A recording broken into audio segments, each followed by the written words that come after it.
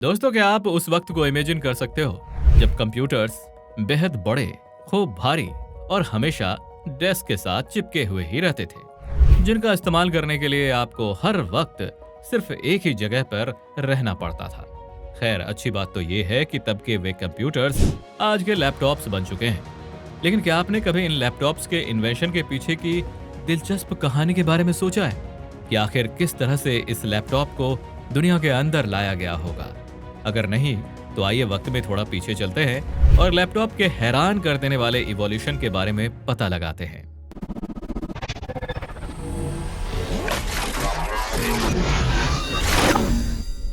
आज की इस वीडियो के अंदर शुरुआती कंप्यूटिंग डिवाइसेस से लेकर एडवांसमेंट तक सब कुछ बताने वाले हैं, और अब हमारी जिंदगी पर ये किस तरह से इम्पैक्ट क्रिएट कर रहे हैं, इसके बारे में भी बिल्कुल डिटेल में जानेंगे। इसलिए अब आप लोग लैपटॉप के इन्वेंशन की उस मजेदार कहानी में खो जाने के लिए तैयार हो जाओ, जिसने आज हमारे जीने और काम करने के तरीके को बिल्कुल 360 डिग्री बदल कर रख डाला है। तो आइए अब ज्यादा देर ना करते हुए बढ़ते हैं अपने वीडियो में आगे, और सबसे पहले मालूम करते हैं कि आज जिस लैपटॉप का हम इस्तेमाल कर रहे हैं उसकी शुरुआत आखिर किस तरह से हुई थी। देखिए, लैपटॉप इन्वेंशन, या जिन्हें पोर्टेबल कंप्यूटिंग डिवाइसेस के तौर पर भी जाना जाता है, कि शुरुआती कोशिशें ज्यादा टफ चीजों के लिए नहीं थीं। स्टार्टिंग में सिर्फ कैलकुलेशन पर्पस के लिए ही इन्हें तैयार किया गया था। और आपने काफी बार सुना भी होगा कि कंप्यूटिंग डिवाइसेस के शुरुआती दिनों में से एक अबेकस था, जिसे मेसोपोटामिया में 2700 बीसी के आसपास डेवलप किया गया था, जो कि बेहद सिंपल लेकिन काफी इम्पैक्टफुल डिवाइस है, जिसके अंदर रॉड्स पर पत्थर या रिंग्स टाइप के कुछ लगे हुए होते हैं, जिनका मेन पर्पस सिर्फ जोड़ना या घटाना ही होता है।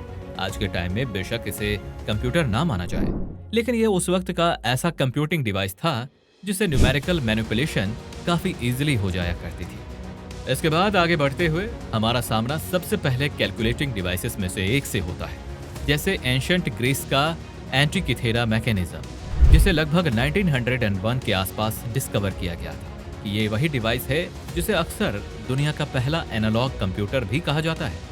इसका मेन काम सिर्फ एस्ट्रोनॉमिकल पोजीशंस और इक्लिप्सेस का पता लगाना हुआ करता था। हालांकि हकीकत की बात तो ये थी कि ये काफी ज्यादा कॉम्प्लेक्स, बड़ा और बिल्कुल भी पोर्टेबल नहीं था। अगर असल पोर्टेबिलिटी की बात करें तो इसका कॉन्सेप्ट 17वीं सेंचुरी की शुरुआत में आना शुरू हुआ था, लेकिन ये उस वक्त पर काफी ज्यादा भारी हुआ करते थे। लेकिन आज के मॉडर्न लैपटॉप के कंपैरिजन में तो उनकी फंक्शनैलिटी काफी लिमिटेड सी ही थी। इनमें Osborne 1 compact portable, grid compass और एप्पल मैकिंटोश पोर्टेबल जैसे कई पोर्टेबल कंप्यूटर्स शामिल थे, जो कि शुरुआती पोर्टेबल कंप्यूटर के हिसाब से अपनी कंप्यूटिंग टेक्नोलॉजी में काफी एडवांसमेंट पकड़ चुके थे, क्योंकि इन्होंने लोगों को तभी से ही चलते फिरते काम करने की छूट जो दे दी थी। लेकिन इन सब के बावजूद इन शुरुआती डिवाइसेस की काफी सारी लिमिटेशंस भी थी। वे काफी बल्की और हैवी हुआ करते थे। उनकी बैटरी लाइफ भी बेहद लिमिटेड सी ही थी, जिससे उन्हें लंबे वक्त तक कहीं ले जाना और इस्तेमाल करना मुश्किल सा हो गया। इतना ही नहीं, उनके पास लिमिटेड प्रोसेसिंग पावर और स्टोरेज कैपेसिटी भी काफी कम ही थी, जिसका ओवरऑल पूरा असर उसकी फंक्शनैलिटी पर आ गया। इसके बाद 1980 के दशक में पोर्टेबल कंप्यूटर के सेक्टर में काफी बड़ा बदलाव आया, जिसके अंदर मेनली दो बड़े डेवलपमेंट्स हुए।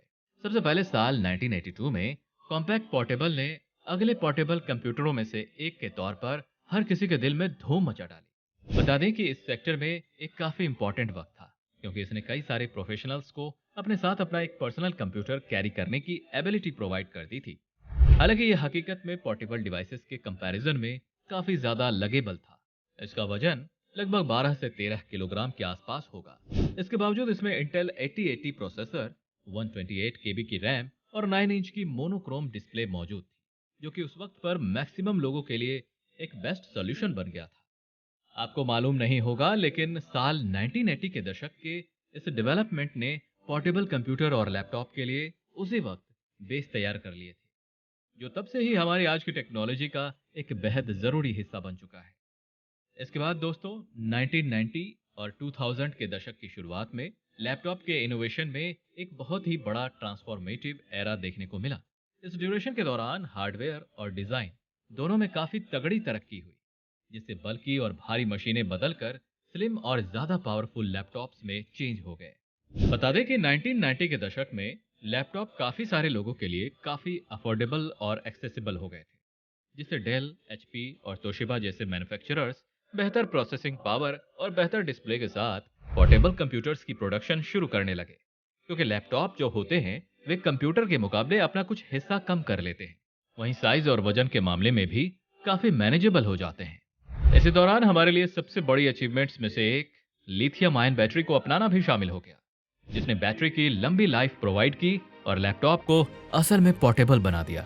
इसके अलावा हमने मोनोक्रोम डिस्प्ले से कलर स्क्रीन में स्विच करना शुरू कर दिया, जिससे यूजर के एक्सपीरियंस में भी काफी बढ़ोतरी होना शुरू हो गई। फिलहाल लैपटॉप्स की जो प्रेजेंट सिचुएशन है वो टेक्नोलॉजी के काफी डाइवर्स और डायनामिक लैंडस्केप को रिप्रेजेंट कर रही है, जो यूजर्स की जरूरतों और प्रायोरिटीज को एक वाइडर रेंज को पूरा करती है। जिनमें से एक शानदार कैटेगरी है अल्ट्राबुक की। जिन्हें नहीं मालूम उन्हें हम जरा बता दें कि ये लैपटॉप बेहद स्लिम, पोर्टेबल और बेहतरीन परफॉर्मेंस को ही प्रायोरिटी देते हैं और अक्सर हल्के होने के साथ साथ डिजाइन और मजबूती जैसी खासियतों के ही फीचर्स प्रोवाइड करते हैं, जो उन्हें प्रोफेशनल लोगों और लगातार ट्रैवल करने वाले लोगों के लिए काफी सही बनाते हैं। यानी जिन्हें पावर और पोर्टेबिलिटी दोनों की जरूरत है वे इन्हें चूज कर सकते हैं। इसके अलावा आज की डेट में एक दूसरा इंपॉर्टेंट डेवलपमेंट है 2-in-1 डिवाइसेस की पॉपुलैरिटी। देखिए, इस तरह के लैपटॉप ट्रेडिशनल लैपटॉप और टैबलेट के बीच के डिस्टेंस को खत्म कर देते हैं। बता दें कि वे टच स्क्रीन डिस्प्ले के साथ आते हैं और इन्हें लैपटॉप, टेंट या टैबलेट मोड जैसे अलग अलग मोड्स में इस्तेमाल किया जा सकता है। इस तरह की वर्सेटिलिटी काम के साथ साथ एंटरटेनमेंट की चाह रखने वाले लोगों के लिए काफी ज्यादा बढ़िया है। ये खास तौर से उन आर्टिस्ट्स और डिजाइनरों के लिए काफी पॉपुलर है जो टच स्क्रीन और स्टाइलस सपोर्ट का फायदा लेना चाहते हैं।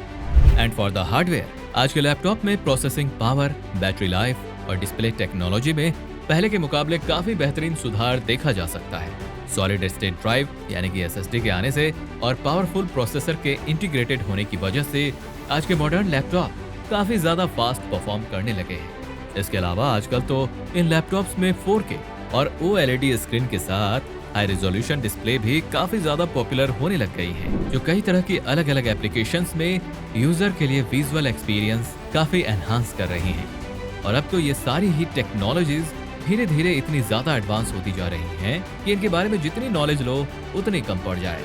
खैर, यही थी आज की हमारी पूरी वीडियो। आप लोगों को इसके अंदर बताई गई बातें कैसी लगी? पसंद आई हो तो इसे डेफिनेटली इसे लाइक करें और हमारे चैनल को भी जरूर से सब्सक्राइब कर देना। साथ ही एक बात आप हमें कमेंट के जरिए जरूर से बताना कि अभी करंटली आपके पास कौन सा लैपटॉप है और इसमें कौन सा ऐसा फीचर है जो आपको अपने लिए मोस्ट इंपॉर्टेंट लगता है, यानी उसके बगैर आप बिल्कुल खाली खाली सा महसूस करो। बाकी अब हम आपसे जल्द ही मिलते हैं ऐसे ही और किसी इन्वेंशन स्टोरी के साथ। तब तक के लिए बाय बाय।